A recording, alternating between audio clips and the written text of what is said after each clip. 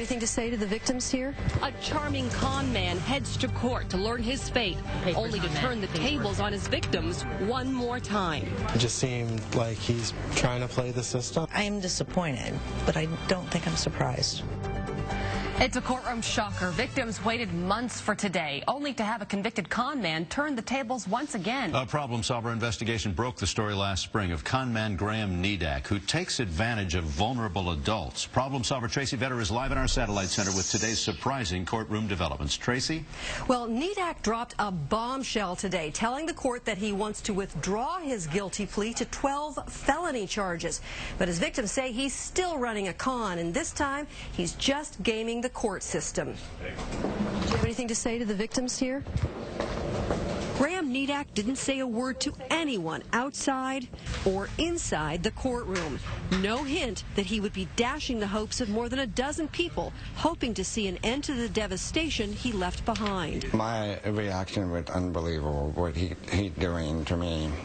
It's like I'll tear up inside. Last month, Hnedak pled guilty to 12 felonies. Most involve theft or forgery for conning thousands out of Jamie DeWeese, who lives with numerous disabilities, and an elderly Bellevue widow.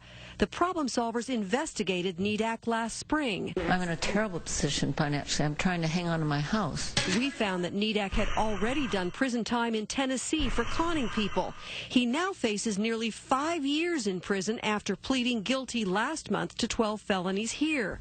But just yesterday, he told his attorney he'd changed his mind. I'm pleasantly surprised. King County Judge Carol Shapira didn't automatically allow Hnedak to withdraw his plea. It'll be the subject of another hearing. In the meantime, Hnedak remains free. I am disappointed, but I don't think I'm surprised. I feel like he's, conning the court system. That was the reaction of most who came to court just to see Hnedak sentenced. So we asked the deputy prosecutor in charge of the case. Any concern that he's just gaming the system or conning the system and might not show up?